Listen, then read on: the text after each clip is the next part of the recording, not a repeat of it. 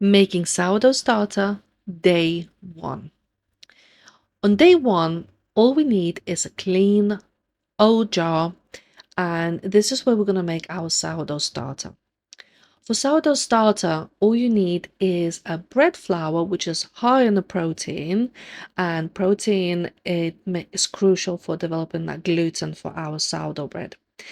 In that empty jar, I'm going to add a couple of spoons of bread flour. And I'm going to use warm water, which is a boiled water, mixed with some cold filtered water. All I'm going to have to do now is mix flour with water and focus on the consistency of kind of what you have when you make pancakes. So, kind of thick pancake batter. You don't want to be too runny. You don't want to be too thick. You just want to have ability to mix quite easily whichever day your starter is at. Now I'm gonna leave sourdough starter, leave it a little bit unopened, because we want that yeast from the air come into our sourdough starter.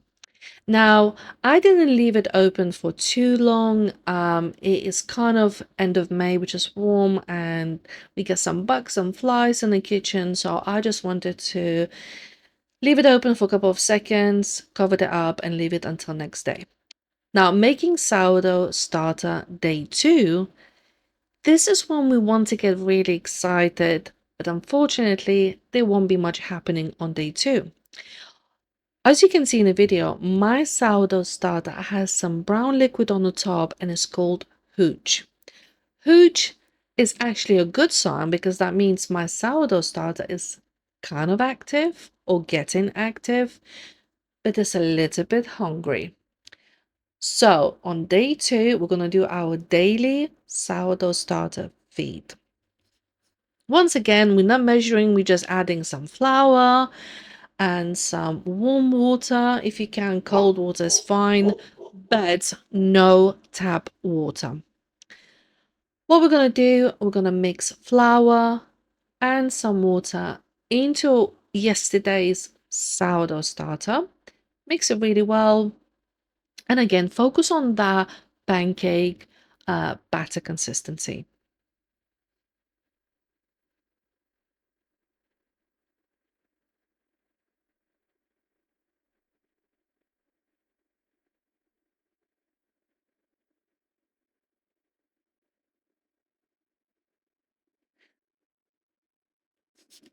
So I finish mixing it and I'm gonna leave it aside covered until the next day.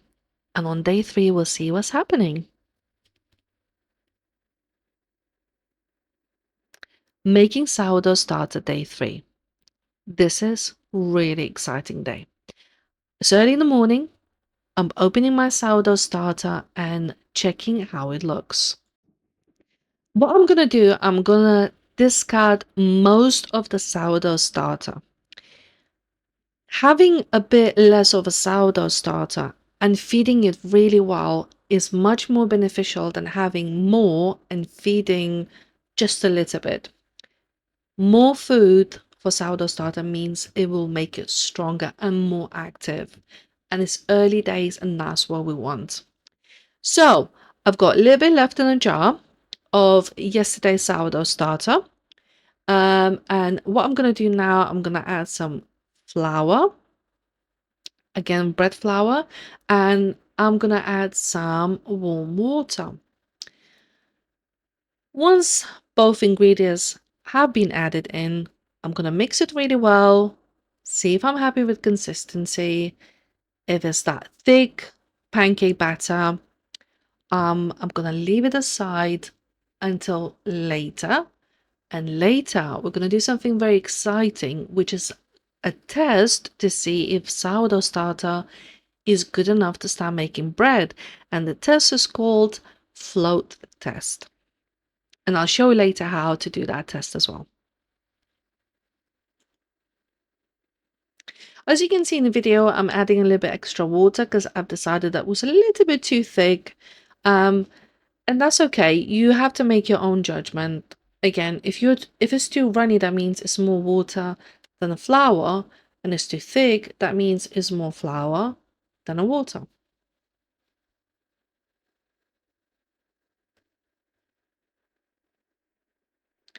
If there's any left flour that is not mixed very well in the batter, what's going to happen is just not going to be consumed by the microorganisms in a sourdough starter.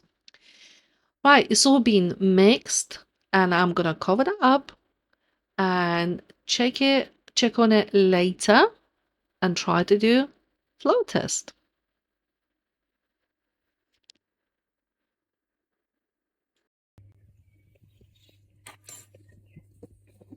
It's still day 3, but I want to see what is happening.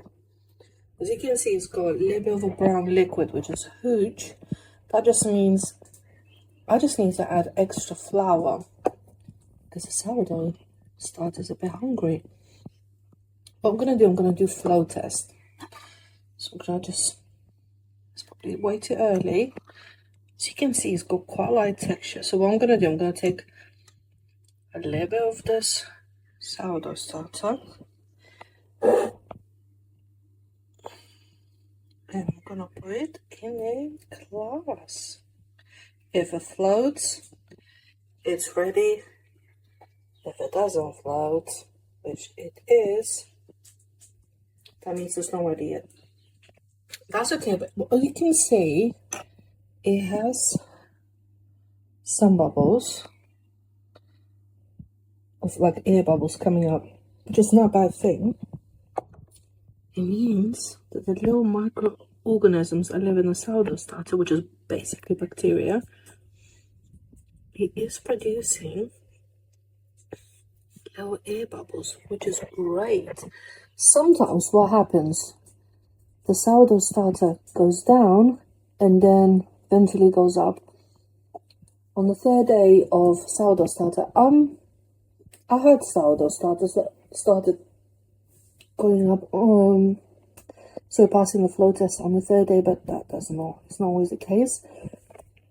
But because I know it's really hungry, what I'm gonna do, I'm gonna add some flour. Just with my hands. My method is don't measure, just do it every day.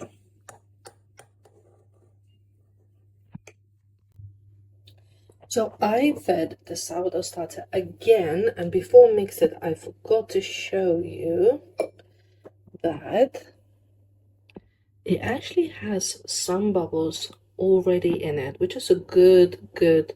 Those air bubbles are produced when microorganisms eat sugars in the flour, and they produce those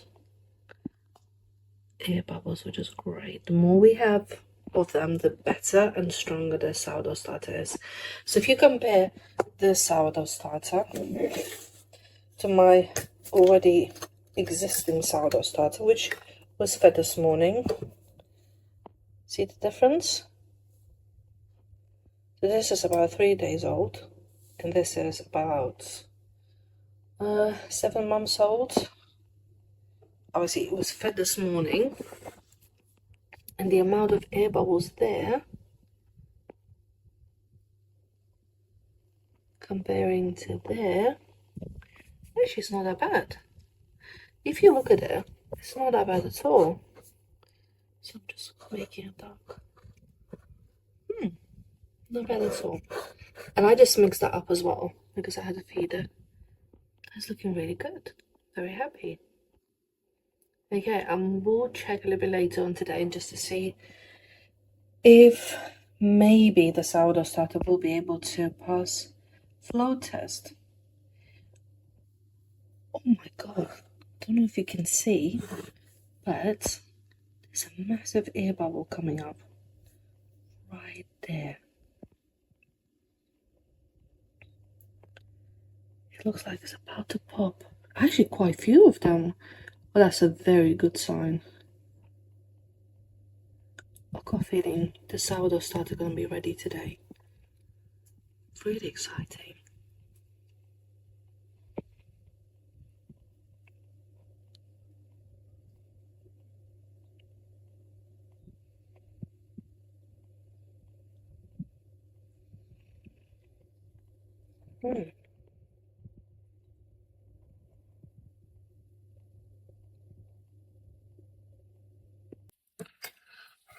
Okay, so this is still day 3, and I have for the second time this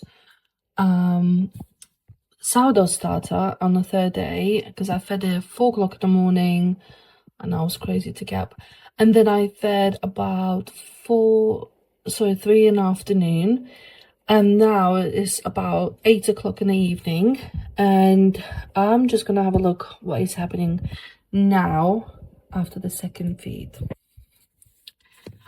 Wow. As I mentioned earlier, the more bubbles you have in your sourdough starter, the stronger it is. That means all that bacteria and microorganisms are multiplying, and that's what we want. Some nice bubbles on the top. That is very, very good. Earlier was a little bit hungry, so as you can see, my phone is reflecting. Nice bubbles on the sides. More and more and more. That's really good. Okay, I'm gonna try to do a second flow test. So for the flow test, all you need to do is just to get a glass of water. It can be tap water. I'm using tap water. It's not like we're gonna reuse that water. It's just there. So as you can see, we've got about half a glass of water. It doesn't have to be warm. It doesn't have to be cold. It's just water.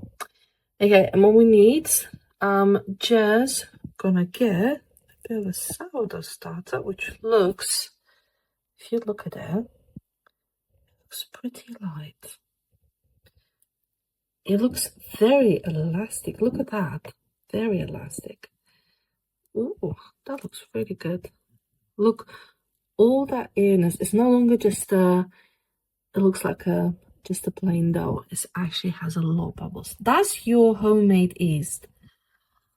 Like eternal source resources, sorry, of your homemade yeast. Okay, let's try. Look how it's literally just getting really elastic. It's amazing because we can create that from just water and a wheat flour. Okay, right. The moment of truth. Let's see if it's gonna float. Yes, it does. Okay. That's amazing. That's the 3rd day. And look at that. You got sourdough starter who passed a flow test. Why the flow test is important? So, if your sourdough starter passed a flow test, that means your sourdough starter is light enough, has loads of microorganisms, and gives that lightness. It's not just a lump of dough that sinks. That is so amazing. I don't know if this, so I'm making this at the end of May, but I actually made one of my second successful sourdough starters back in the winter. That worked as well. But yes, that is amazing.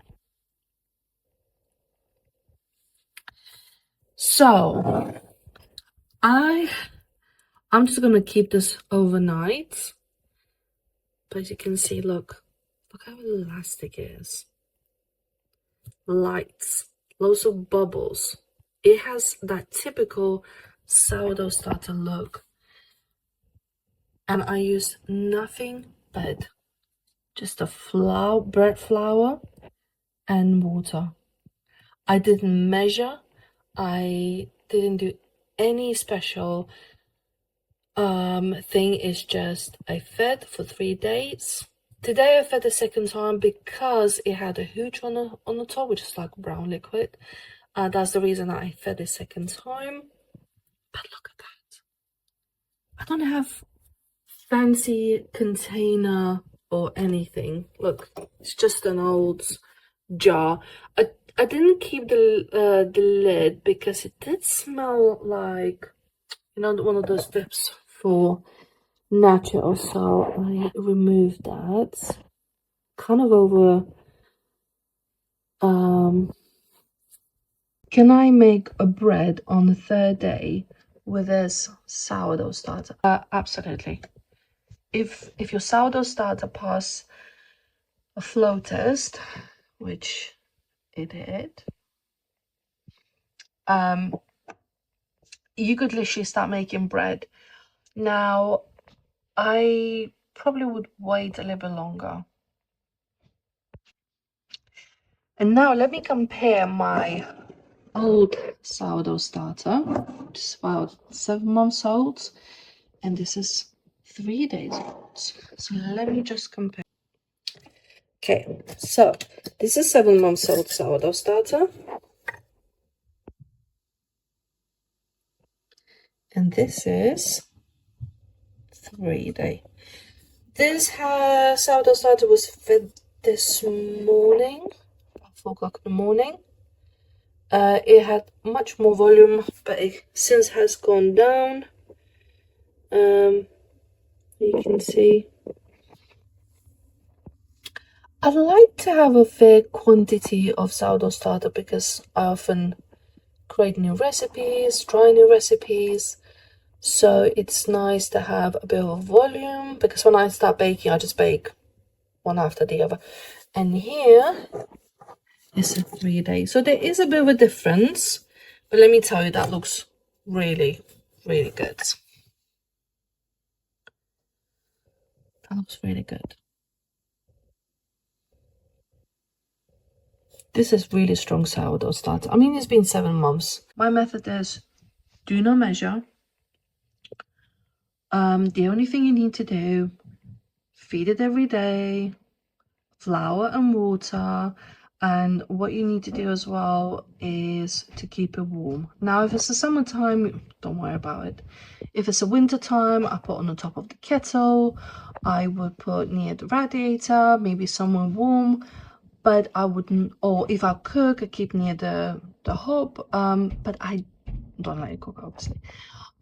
But there's no stress about it because I think when you're trying to make sourdough start, and I think that's what the reason why I failed, is because you're trying to make sourdough starter and there's so much to know about it and so much to do, and you're trying to do all that perfect thing, measure and all that.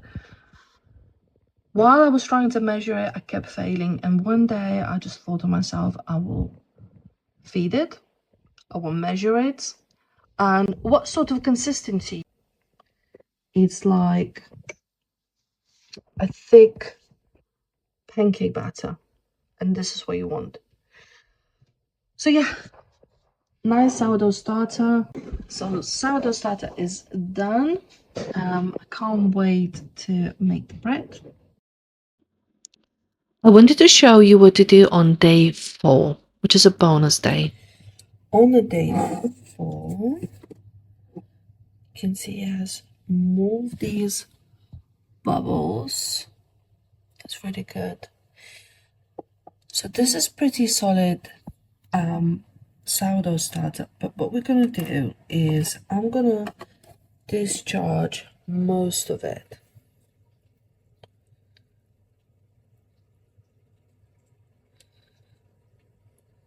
Let's see how much is left. There isn't much left, but that's perfect. So what we're gonna do, we're gonna feed it really well.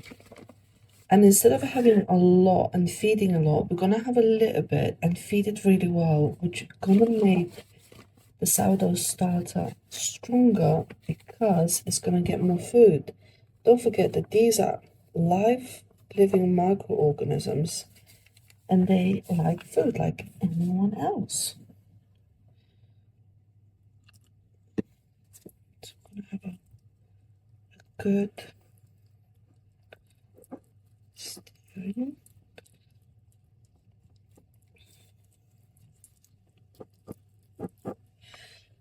Technically, you could use this discharge for something else, but I would just probably just not use that for anything. I mean, I'm not making anything today, but technically you could use, in my personal little jar, there isn't enough discharge for probably any of the recipes.